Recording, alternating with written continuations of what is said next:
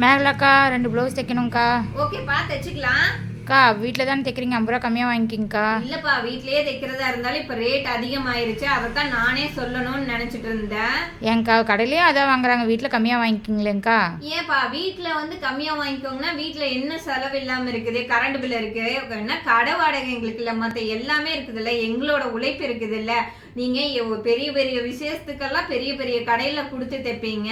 உங்க வீட்டுல துணி எந்த மாதிரி கிழிஞ்சிருந்தாலும் வீட்டுல தைக்கிறவங்க தானே அப்படின்னு சொல்லிட்டு கொடுத்து தைக்கிறீங்க. எல்லாத்தையும் நாங்க உங்களுக்கு தச்சு தரோம். ஆனா வீட்டுல தானே தைக்கிறீங்க, கொஞ்சம் காசு கம்மியா வாங்கிக்கோங்க அப்படின்னா என்ன இல்லாம இருக்குது? இது எங்களுக்கு உழைப்பு இருக்கு இல்லையா? 3 மணி நேரம் 2 மணி நேரம் ஒரு பிளவுஸ் தைக்கிறதுக்காகுது.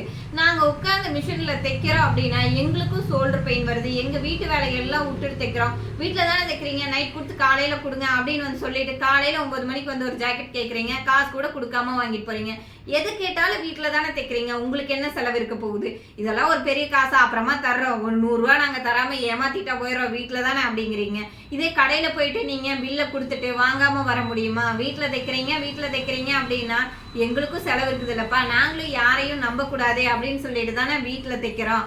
இது எங்களுக்கு இது ஒரு கை செலவுக்கு ஆகும் அப்படிங்கிறதுனால தானே இந்த வேலையும் நாங்க செய்யறோம். நீங்க வீட்டுல தானே தைக்கிறீங்க அப்படின்னு எல்லாரும் இப்படியே சொல்லிட்டு போனீங்கன்னா எங்களுக்கு தைக்கலான்னு இருக்கிற அந்த எண்ணமே வர மாட்டேங்குது. அதனால தயவு செஞ்சு நாங்க வீட்டுல தைச்சாலும் எங்களோட உழைப்புக்கான ஒரு ஊதியத்தை தான் நாங்க கேட்கிறோம். யாரோட உழைப்புக்கும் அவங்கவுங்க தான் விலையை நிர்ணயிக்க பண்ணணுமோ தவிர அடுத்தவங்க பண்ண முடியாது இல்லையா?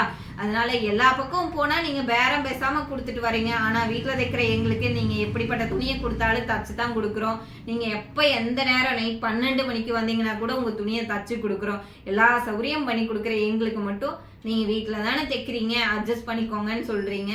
காசு இனிமேல் எங்களால இப்படியே கம்மியாவே வாங்கிட்டு இருந்தா இதுவே எல்லாருமே பண்றீங்க அப்படின்னா எங்களால இந்த வேலையே செய்ய முடியாதுப்பா. எல்லாத்துக்கும் இருக்கிற கஷ்டம் எங்களுக்கு இருக்குது.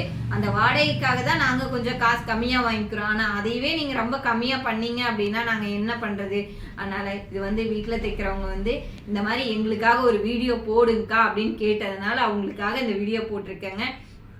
நீங்க நிறைய பேர் இந்த தப்பு பண்றீங்க. வீட்டுல தானே தைக்கிறீங்க அப்படின்னு சொல்லிட்டு அவங்க கிட்ட கொடுத்துட்டு இந்த மாதிரி காசு கொடுக்காம போறது, லேட்டா கொடுக்கறது, கொடுத்து உடனே வேணும்னு கேட்கறது, பேரம் பேசுறது, இந்த மாதிரி அப்புறம் வாங்கிட்டு போயிட்டு அதுக்கப்புறமா காசு கொடுக்கறது, வாங்கிட்டு போயிட்டு போன் எடுக்காம இருக்கிறதுன்னு நிறைய பண்றீங்க. அதனால அவங்க வீட்டுக்காரங்க இந்த காசு வராத வேலையை நீங்க ஏன் செஞ்சுட்டு இருக்கீங்கன்னு அவங்க வீட்டுல திட்டுறாங்க அப்படின்னு சொல்றாங்க.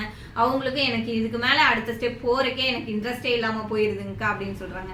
அதனால நீங்களும் கொஞ்சம் யோசிச்சு பாருங்க. வீட்டுல நீங்க நினைச்ச வேலையை அவங்க செஞ்சு கொடுக்குறாங்க இல்லையா? அவங்க கேட்கிற காசை சங்கடப்படாம கொடுங்க. இதை விட அடுத்த டைம் பெஸ்டா செஞ்சு கொடுப்பாங்க. கடையில காசு அதிகம் தானே வீட்டுல இருக்கிறவங்க கிட்ட தேடி போறீங்க. அவங்க கிட்ட ஃபிட்டிங் இல்லைன்னா நீங்க அவங்க கிட்ட போவீங்களா? நல்லா நீங்க அவங்க கிட்ட மட்டும் இந்த மாதிரி பேரம் பேசாதீங்க. அடுத்தவங்க உயர்வு நல்ல இடத்துக்கு போறதுக்கு நாம காரணமா இருக்கணுமா தவிர அவங்க கிட்ட நாம சொல்ற நெகட்டிவ் கமெண்ட்னால அவங்க வேண்டாம், இந்த வேலையே வேண்டாம் அப்படின்னு விடுறதுக்கு நாம காரணமா இருக்கக்கூடாது. Thank you friends.